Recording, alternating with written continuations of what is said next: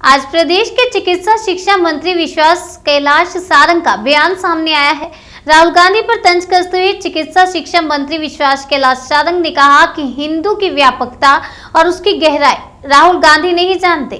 मंत्री विश्वास कैलाश सारंग ने बयान देते हुए कहा कि राहुल गांधी हो या कांग्रेस का कोई भी नेता, हिंदुत्व का मजाक उड़ाना, हिंदू धर्म के खिलाफ बातें करना और हिंदुओं को अपमानित करना, ये उनकी राजनीति का सबसे मुख्य एजेंडा है। राहुल गांधी भूल गए हैं कि हिंदुत्व और हिंदू के बारे में उनको बोलने का अभी कोई ज्ञान नहीं है। बता दें कि कांग्रेस के पूर्व अध्यक्ष राहुल गांधी ने रविवार को राजधानी जयपुर में रैली में हिंदू और हिंदुत्ववाद को लेकर अपनी बात रखी थी। रैली में कांग्रेस नेता राहुल गांधी ने कहा था, भारतवर्ष हिंदुओं का देश है, हिंदुत्ववादियों का नहीं। साथ ही राहुल गांधी ने कहा कि मैं हिंदुत्ववादी नहीं, मैं हिंदू हूँ। वहीं दिग्विजय पर भी मंत्री विश्वास कैलाश सारंग ने अपना बयान दिया है। दिग्विजय सिंह को लेकर मंत्री विश्वास कैलाश सारंग ने कहा कि वह आतंकवादियों के लिए सिक्योरिटी एजेंसी के रूप में काम करते ही रहे हैं।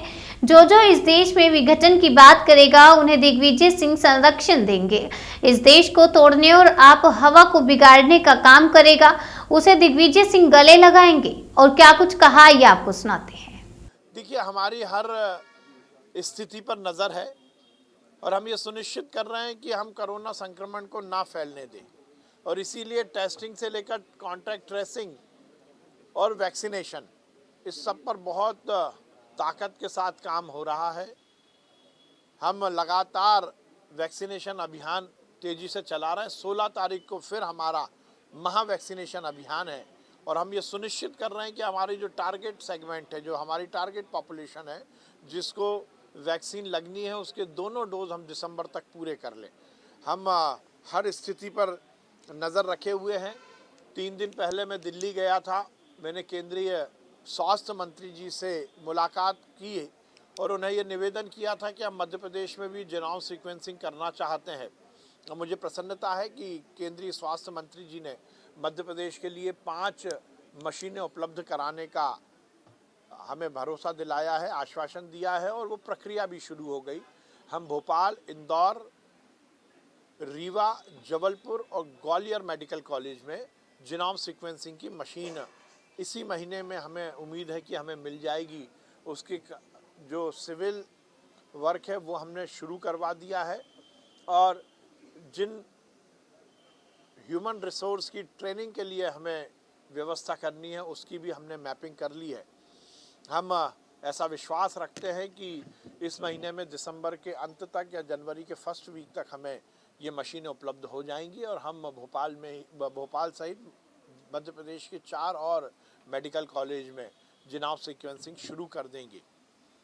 चिकित्सीय व्यवस्थाओं को लेकर भी हमने पूरी तैयारी कर ली है। हमारे सभी बिस्तर, ऑक्सीजन प्लांट और बाकी जो हमें व्यवस्थाएं कोरोना के लिए करनी है वो हमने चुस्त दुरुस्त कर ली है। सर, नल जल योजना में जो है कि मैं हिंदू हूँ, हिंदूवादी नहीं हूँ, मोदी हिंदूवादी है। देखिए, राहुल गांधी हो या कांग्रेस का कोई भी नेता, हिंदुत्व का मजाक उड़ाना, हिंदू धर्म के खिलाफ बातें करना और हिंदुओं को अपमानित करना, ये उनके राजनीतिक एजेंडे का सबसे मुख्य मुद्दा है। पर राहुल गांधी ये भूल गए कि हिंदुत्व और हिंदू के बारे में बोलने का अभी उन्हें ना ज्ञान है ना अक्ल है। स्क्रिप्टेड भाषण बोलना, लिखे हुए भाषण की नकल करना, ये राहुल गांधी की आदत बन पड़ी है। अब राहुल गांधी क्या जाने कि हिंदू की व्यापकता, हिंदू शब्द की व्यापकता और हिंदुत्व की गहराई क्या है। इटली की संस्कृति में पलने वाले, कोट के ऊपर जनेऊ पहनकर अपने आप को हिंदू प्रदर्शित करने वाले, चुनाव के समय मंदिरों में जाकर नाटक रचाने वाले, ये पप्पू गांधी से और कुछ अपेक्षित नहीं है। राहुल गांधी का ये वक्तव्य इस बात को स्थापित करता है कि राहुल गांधी का ना हिंदू धर्म में विश्वास है, ना हिंदुत्व के बारे में उनको कोई ज्ञान है।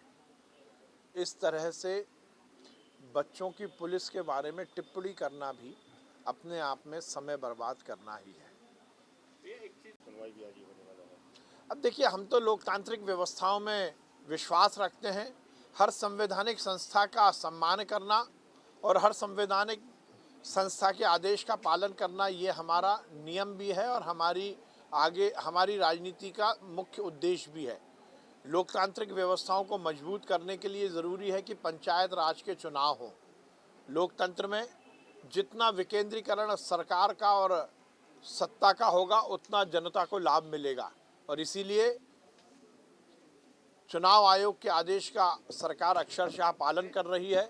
और आमतौर पर जो पार्टी को लगता है कि वो चुनाव हारने वाली है, वही चुनाव टालने की बात करती है। तो ये बात तो सुनिश्चित हो गई कि कांग्रेस को इस बात का पूरा आभास हो चला है कि वो पंचायत चुनाव में बहुत बुरी तरह हारेगी और इसीलिए वो किसी भी तरह चुनाव टालने का प्रयास कर रहे हैं।